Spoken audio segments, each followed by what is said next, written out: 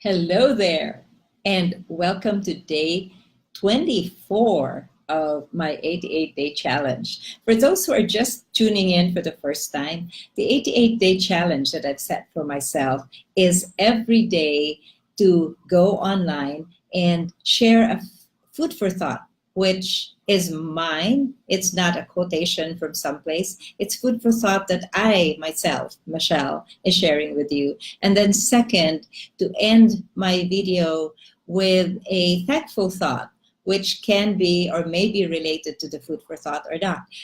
And so today is day 24. I've had some ups and downs because of travel and tech glitches and all that, but we're still here and it's day 24.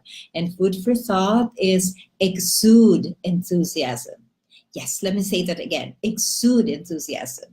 And Merriam-Webster defines enthusiasm. Well, they have a couple of other definitions, but my favorite one is, or defines exude, to display conspicuously or abundantly, as for example, exudes charm. Well, I would like to say my example would be exude enthusiasm. And it doesn't matter if you have any reason to be enthusiastic.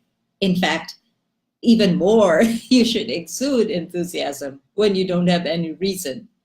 Like this last several days, I have been extremely sleep deprived. I don't even want to tell you how few hours of sleep I've had in the last week. However, all the more I am pushing out, exuding that enthusiasm to compensate for the lack of sleep. And all the more I'm smiling to compensate for the fact that I actually am coffee deprived because I just woke up. It is, well, not just, it's about an hour and a half after waking up for me. It is 1:55 in the morning here in Manila, and I didn't really have time to make a decent cup of coffee. The hot water wasn't, well, the water was gone, and I need to make some coffee. So I am running on just pure enthusiasm. So you can do that. You can exude enthusiasm. Don't wait for great things to happen. Don't say, I had a friend who would say, well, how can I be enthusiastic when there's nothing to be enthusiastic about? Well, try this. Just exude enthusiasm for the fact that you are in a position to do it. That in itself is reason enough to exude enthusiasm. And if you want something more, think about Dale Carnegie's suggestion.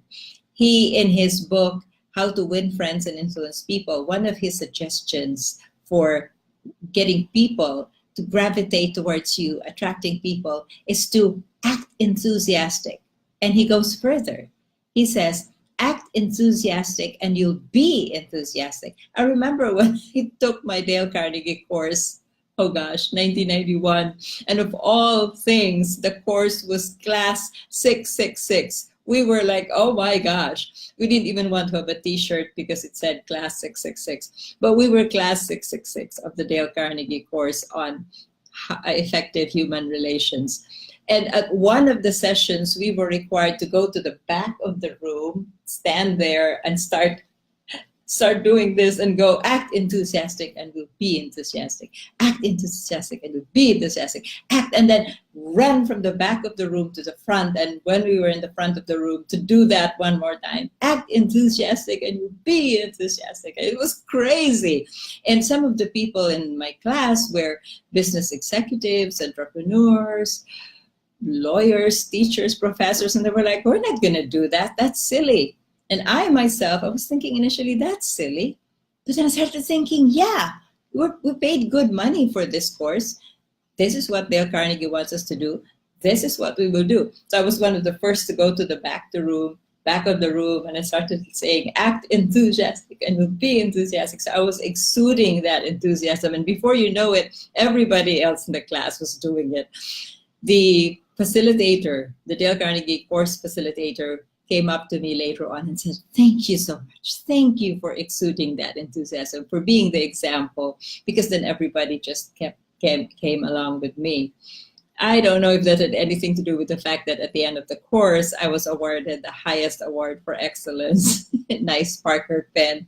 The point is, you have to exude enthusiasm anytime, anywhere, not because there's a reason, but because just exuding enthusiasm is reason enough in itself.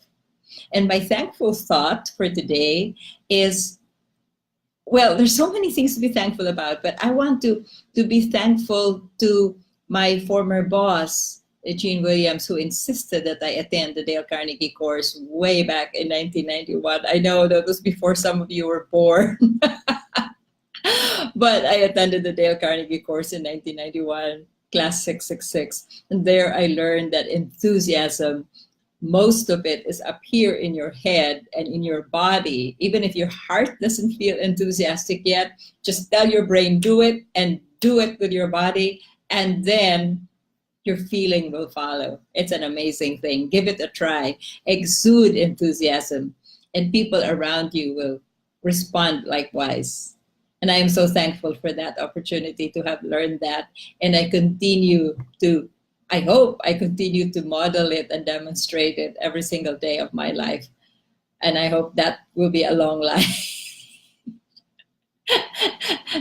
I know I'm kind of scatterbrained, a little bit more scatterbrained than usual. But hey, I have a good enough reason. It's 2 a.m. here, and I haven't had coffee. So to everyone, all my friends around the world, exude enthusiasm and be thankful for whatever or whoever helps you to do that, and go to the people, the occasions, the places that help you to exude enthusiasm. On that wonderful food for thought, I bid you all a good morning, a good afternoon, and good evening. And by the way, remember to follow me. Click follow. I don't know where that would be on your screen, but if there's any place where you can click on follow, do that, because I will continue to share these food for thoughts, and hopefully you will gain some gems of insight from them. So click on follow somewhere there on your screen, and I will see you again tomorrow. Bye for now.